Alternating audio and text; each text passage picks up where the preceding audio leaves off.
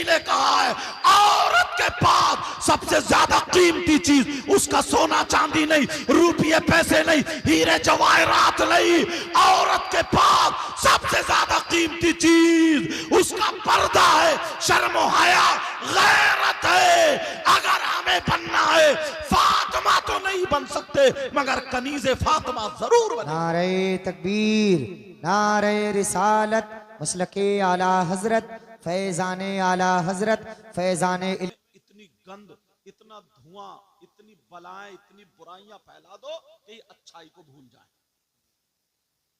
अच्छाई को भूल जाए।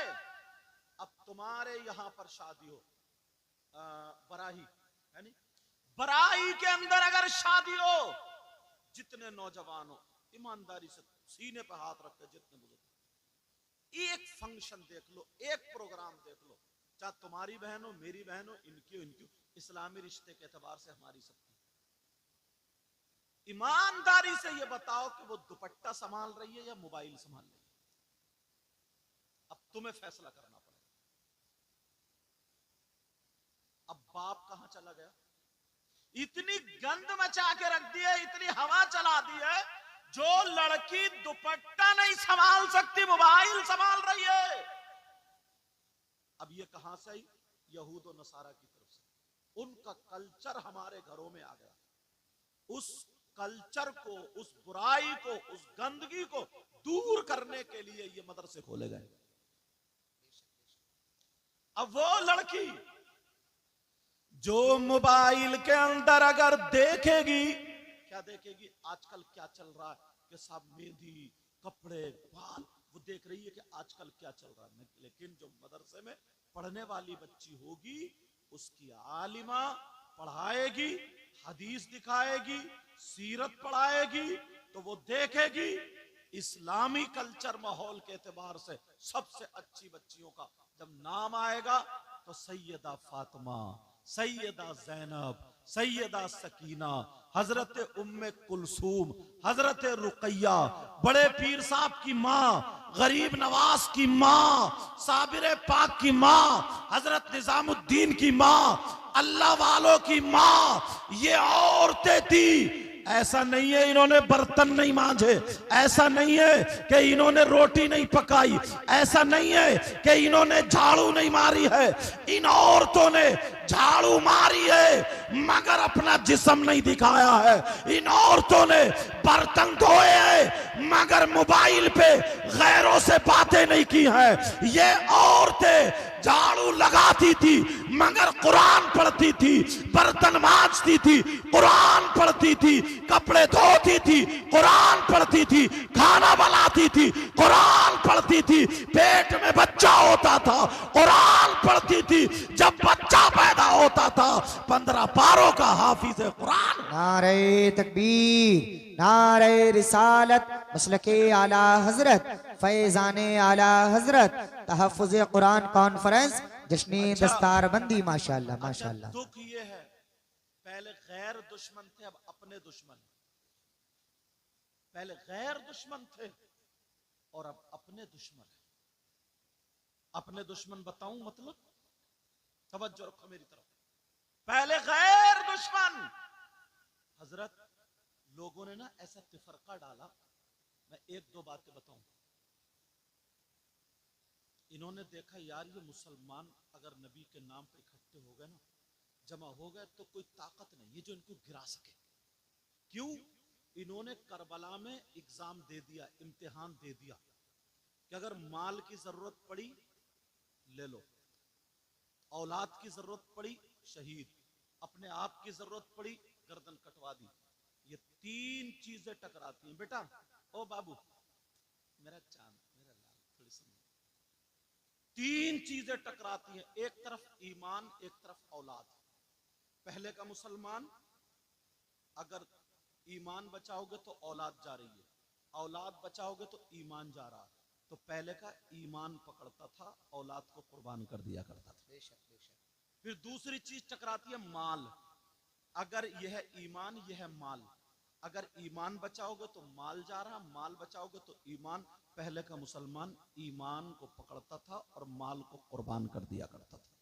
अब तीसरी चीज पड़ती है अपनी जान। अगर अपनी जान बचाओगे तो ईमान जा रहा, ईमान बचाओगे तो जान जा रही है। तो पहले का मुसलमान अपने आप को ईमान पर कुर्बान कर दिया करता था, इसलिए न कभी मुसलमान झुका, न झुके, न झुकेगा। ये ईमान। लेकिन आज 500 रुपए पे बिकने वाला दलाल मुसलमान। मैं जुमला थोड़ा माफ कर देना, कर रहा हो रहा है, जबकि मुसलमानों के लिए मैं दलाल इस्तेमाल करना नहीं चाहता। हजरत कितने जल से ऐसे हुए शायर साहब और उलमा, पुलिस को फोन कर दिया और पता निकाला तो मुसलमान ही का फोन है, ताकि सिर्फ इतनी उसने शैतान ने डाल दी कि कमेटी वालों का नाम क्यों हो रहा या मदरसे का नाम क्यों हो रहा।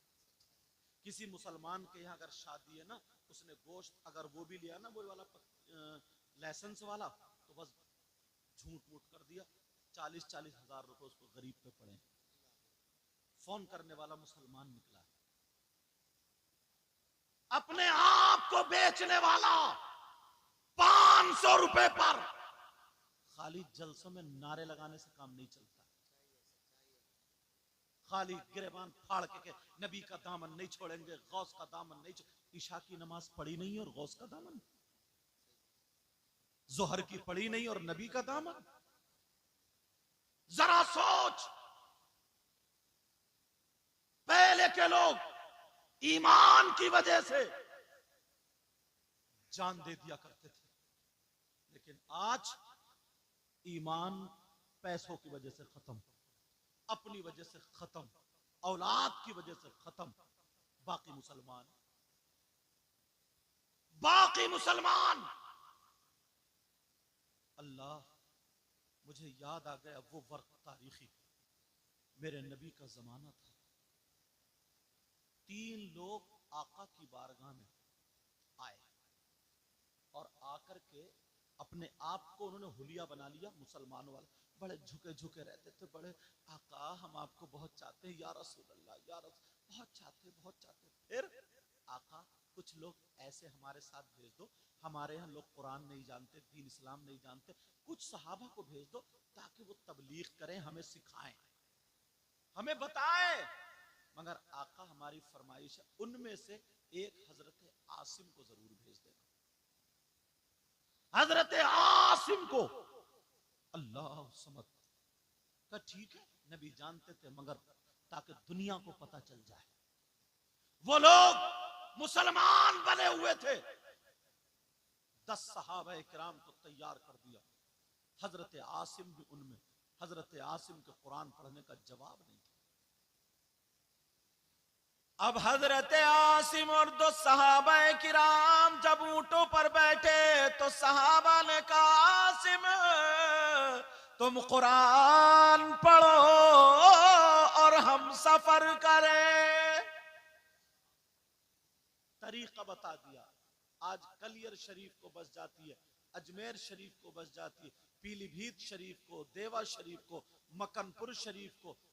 जाओ अल्लाह की बारगाह में, जाओ अल्लाह के वलियों की बारगाह में, माज़अल्लाह अल्लाह के वलियों की बारगाह में जाओ, मगर रास्ते में एक भी नमाज नहीं पढ़ता, सब बस में गाने सुनते हुए जा रहे हैं। एक गांव में तो कलियर को जा रहे थे लोग, बस उस बस के जितने थे उनको हार पहना, बैंड बाजे के साथ जितने जाने वाले थे उनका जुलूस निकाला, तब वो कलियर को बस गई, गंद मचा कर रखती है बैंड बाजे के साथ। ऐसे हालात। अब जरा मुझे बताओ, सहाबा किराम चल रहे हैं, मगर हजरत आसिम कुरान पढ़ते हुए जा रहे। एक दिन का सफर हो गया, दूसरे दिन का सफर हो गया, तीसरा दिन जब आया, ये सहाबा चलते चलते कुछ थक भी जाते हैं। तीसरा दिन आया तो उन तीनों लोगों ने कहा, और एक रिवायत में 2 लोग भी आए हैं, 2 चलो मैं 3 या 2 कोई भी है, उन तीनों ने कहा कि ऐसा करो, यहां थोड़ा आराम कर लो, आराम करने के बाद अब हम जाएंगे वापस, अब हम आगे को चलेंगे। हजरत आसिम जैसे ही अपना अपना अपना कपड़ा बिछाते हैं। 10 सहाबाए किराम कपड़ा बिछाते हैं और कपड़ा बिछाने के बाद अब जब सोने की बारी आती है, सबने वुजू बना लिया था।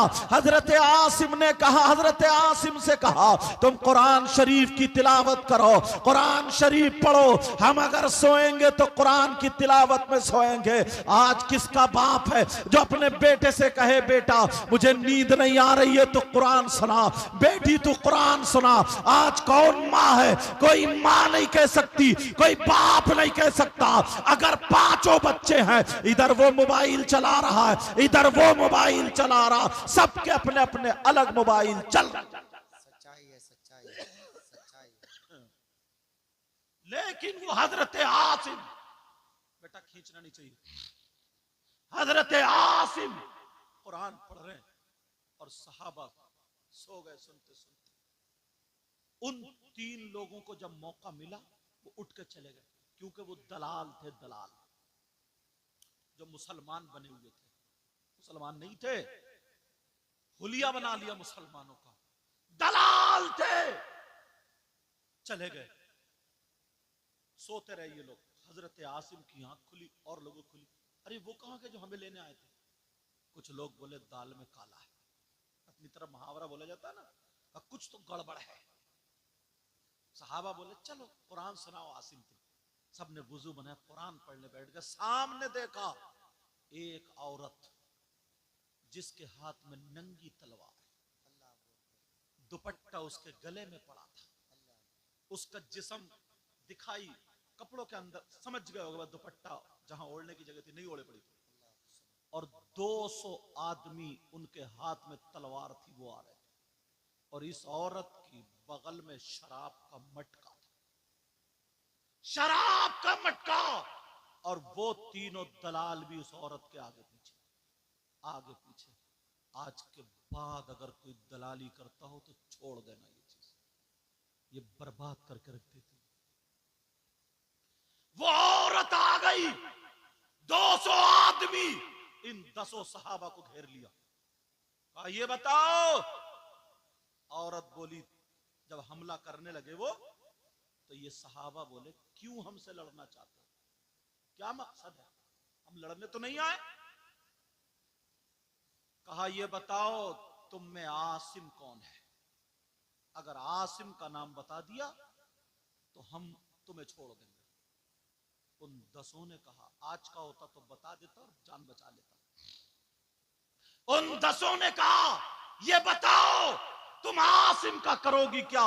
आसिम वो है जिसने जंग में मेरे बाप को मारा, मेरे शौहर को मारा, मैंने अपने बुत की कसम खाई है, जिसको वो पूजती थी, कहा मैंने कसम खाई है आसिम के सीने पे पेशाब करूंगी और उसकी खोपड़ी उतारूंगी, उस खोपड़ी का प्याला बना करके ये शराब लेकर के आई हूं, उस खोपड़ी में प्याला बना करके शराब भर के पीऊंगी और 200 आदमियों के सामने नाचूंगी, 200 आदमियों के सामने नाचूंगी। अभी इतना कहा तो उन मुसलमान भाइयों ने कहा ऐ औरत सुन ले, आसिम ने अगर जंग की है तो इस्लाम की खातिर की है, दीन की खातिर की है, मेरे नबी की मोहब्बत में की है। हम मर सकते हैं मगर आसिम को बता नहीं सकते हैं। जब इतना कहा और उन तीनों से कहा तुम दलाल हो, तुम दलाल हो, अगर तुम्हें लड़ने का शौक था तो तलवार चलाना हम भी जानते हैं, हम भी तलवारें लेकर के आते तो तुम्हें दिखा देते अरब वाले लड़ने में कितने आगे होते हैं, मगर हम तलवार चलाने नहीं, हम कुरान सुनाने आए हैं, हम लड़ने नहीं, हम दीन फैलाने आए हैं। नबी ने इसलिए भेजा है जाओ जाकर के तबलीग करो। अल्लाह अल्लाह कहा मारे जाओगे सबके साथ। हजरत आसिम इशारा करते हैं लोगों बचा दो, लोगों बता दो और अपनी जान बचा लो, मेरे बारे में बता दो। मगर कहा नहीं, कहा तुम कुरान की तिलावत करो। वो जितने थे वो आगे बढ़े, दो सहाबी रसूल आगे बढ़ जाते हैं, वो शहीद हो जाते हैं, फिर 2 और आगे बढ़े वो भी शहीद हुए, फिर और 2 आगे बढ़े वो भी शहीद हुए। सबके सब शहीद हो जाते हैं। हजरत आसिम अकेले बच जाते हैं। हजरत आसिम मौजूद है। ये मुसलमान कितना अपने भाई का साथ देता है। आज जरा तू अपने गिरबान में झांक करके देख ले, तुझसे नबी कितने राजी होंगे। आप आज अपने गिरबान में झांक करके देख ले, कितने लोग मदरसों तक की बुराइयां करते हैं, इमामों की बुराइयां करते हैं, आलिमों की बुराइयां करते हैं, मगर जरा ये सुन ले प्यारे, वो तीनों दलाल खड़े हुए हैं। अब वो औरत तलवार लेकर के हजरत आसिम के चारों तरफ घूम रही है और कह रही है, सुन आसिम, मैंने कसम खाई थी तेरे सीने पे पेशाब करूंगी। हजरत आसिम की आंखों में आंसू आ गए। आसिम रोने लगे तो वो कहने लगी, मौत सामने आई तो फिर रोने लगा। हजरत आसिम बोले, और सुन ले, मैं मौत के डर के मारे नहीं रो रहा हूं, 1000 मर्तबा अगर मैं शहीद हूं तब भी कम है, मगर रो इसलिए रहा हूं मेरे सीने में कुरान की आयतें हैं और तू पेशाब करने कह रही है। ये वो सीना है, एक मर्तबा मेरे नबी ने अपने सीने से टच कर दिया था। ये वो सीना है, मेरे नबी ने इस सीने पे हाथ फेरा था, कहा आसिम तुम कुरान पढ़ते हो तो मेरा भी दिल लगता है। ये मेरे नबी ने कहा था। अब जरा सुनो, हजरत आसिम के बोले, मैं इसलिए रो रहा हूं, ऐ अल्लाह मेरा नाखून उखेड़ दिए जाए, मेरी गर्दन काट दी जाए, मेरे कान काट दिए जाए, मेरी नाक काट दी जाए, मेरी आंखें फोड़ दी जाए, मगर जो सीना नबी के सीने से टच हुआ है उसकी बेहुरमती ना हो। जिस सीने में कुरान है उसकी बेहुरमती ना हो।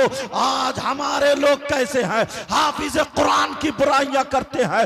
दूसरों से मुझे गिला शिकवा नहीं है जितना अपनों से शिकवा है। आज इमामों की बुराइयां करते हैं, आज आलिमों की बुराइयां करते हैं। लोगों ये देखो ये बात कहां जा रही है, ये देखो ये बुराई कहां पहुंच रही है, ये देखो तुम्हारी जबान कहां लेके जाएगी। इसलिए मैं तुम्हें बता करके जाऊंगा। हजरत आसिम खड़े हैं और कह रहे, या अल्लाह मेरी हिफाजत करना, मगर निहत्ते हैं, तलवार हाथ में नहीं है। इस औरत ने तलवार हाथ में ले ली और चारों तरफ से वो तलवार लिए खड़े रहे। हजरत आसिम बीच में है। इस औरत ने जब वार किया हजरत आसिम पर, एक ही वार में हजरत आसिम का एक हाथ कट जाता है। हजरत आसिम का हाथ नीचे गिर जाता है। तुम्हें क्या पता कैसी कुर्बानियां पेश करनी पड़ती है। क्या ये इस लायक नहीं थे जो कपड़े की दुकान खोल सकते थे? क्या ये इस लायक नहीं थे जो कोई और कारोबार खोल सकते थे? मगर नहीं, इन्होंने मदरसा खोला था अपनी बेटियों के लिए नहीं, तुम्हारी बेटियों के लिए, ताकि मोबाइल से बेटियां बच जाए, ताकि फैशनीले कपड़े पहनने से बेटियां बच जाए, ताकि उनका चालो चलन फिल्मों जैसा हो तो वो हट जाए, ताकि पर्दे में आ जाए। आज हमारी बच्ची अगर पर्दे में आएगी तो जब तक वो बाप के साथ रहेगी उस घर में रहमत बरसेगी, शौहर के घर में जाएगी तो वो नेमत बन जाएगी, और जब मां बनेगी तो उसके कदमों के नीचे जन्नत हो जाएगी। नारे तकबीर, नारे रिसालत, नारे हैदरी, नारे गौसियत, मसलके आला हजरत, फैजाने आला हजरत, फैजाने हुजूर गौसे आजम। और शैतान ने इतना बड़ा गुमराह कर दिया है, शैतान ने इतना बड़ा वर्गला दिया है। किसी की दलाली करने के बाद फिर ये नहीं सोचता मैंने गलती कर दी है, किसी को सताने के बाद फिर ये नहीं सोचता कि मैंने गलती कर दी है, किसी को तड़पाने के बाद फिर ये नहीं सोचता कि मैंने गलती कर दी है। और जरा सुनो आगे, हजरत आसिम का एक हाथ कट जाता है। अल्लाह अल्लाह, और 9 सहाबा किराम शहीद हुए लेटे हैं।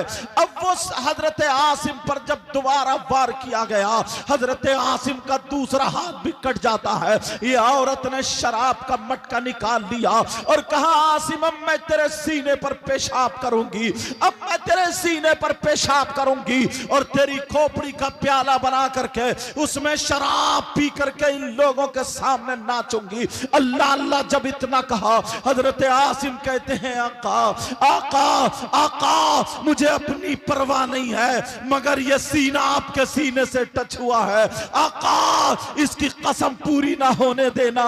परवरदिगार आलम की बारगाह में हजरत आसिम दुआ कर रहे हैं, लेकिन इस औरत ने जब आखिरी वार किया और जब गर्दन कटी है, हजरत आसिम की गर्दन पे जब वार किया है और जब शहीद हुए नीचे गिरे, तो रिवायत उठा करके देखो, तारीख उठा करके देखो, ये खून की जो छींटे उड़ी हैं, अल्लाह ताला ने इन छींटों से शहद की मक्खियां पैदा फरमा दी है। और एक रिवायत ये कहती है हजरत आसिम के हर हर छींटे से कुरान की आयत तिलावत हो रही थी। लेकिन ये जो छींटे जब पहाड़ की तरफ गई, पत्थरों से टकराई, शहद की मक्खियां बन जाती हैं और शहद की मक्खियों ने हजरत आसिम को घेर लिया और काट काट के उन लोगों को भगा दिया। वो लोग कहने लगे जरा शाम होने दो वरना ये मक्खियां छिड़ गई है, शाम आने दो वरना ये मक्खियां हमें भी काटेंगी। हजरत आसिम के आसपास मक्खियां भिन भिन आ रही है। अल्लाह ने दिखा दिया, ए जालिमो, ए दलालो, तुम्हारी हैसियत क्या है? अगर अल्लाह चाहे तो तुम्हें मक्खी से भी मरवा दे। नमरूद जैसा बादशाह जिसकी पूरी दुनिया पे हुकूमत, एक लंगड़े मच्छर से उसको मरवा करके ये दिखा दिया तुम्हारी हैसियत क्या है। मगर हजरत आसिम को जब घेर लिया, अल्लाह अल्लाह, इधर मेरे नबी पूरा वाकया बयान फरमा रहे थे, अब अल्लाह ने बारिश कर दी, अल्लाह ने बादल भेज दिया, इतनी बारिश हुई, सबके लाशें मुबारक बह करके मदीने पाक में पहुंच जाते। सुभान अल्लाह, नारे तकबीर, नारे रिसालत, मसलके आला हजरत, फैजाने आला हजरत।